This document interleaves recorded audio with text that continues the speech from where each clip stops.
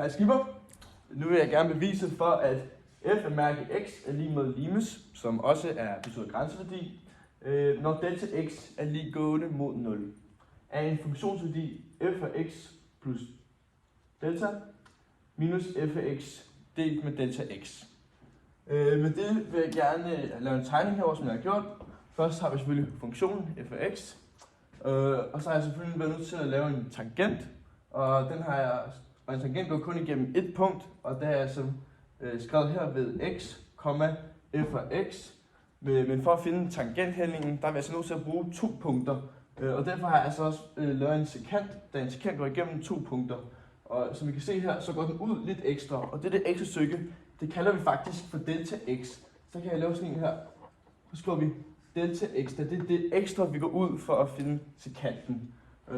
Og så for at finde den her funktion, den hedder as, og den er altså lige med y2 minus y1 delt med x2 minus x1. Så skriver vi selvfølgelig bare alle tallene ind. Får vi y2, som er f af x plus delta x, og det er den x, den går ud. Så skriver vi så lidt bedre her.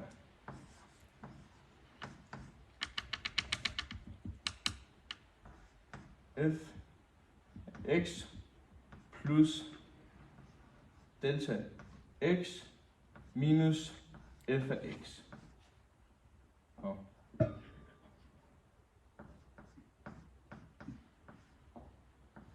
Og det dividerer vi så med x af 2, som er x plus delta x minus x.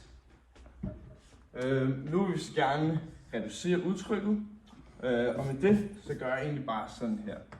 Skriver det op præcis som før. F x plus delta x minus f x. Og så har vi selvfølgelig kun delta x tilbage, da vi bare har reduceret x minus med x, det giver jo ingenting, det er som 0. Men her så har jeg så faktisk bevist, at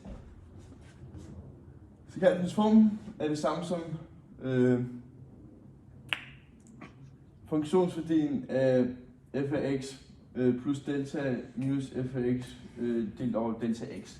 Og hvad jeg egentlig kan sige med dette, det er jo egentlig bare for tæt en funktion kan komme på den her tangent, så også kaldt grænseværdien. Og med det så kan jeg så halvere delta x, skriver bare sådan her.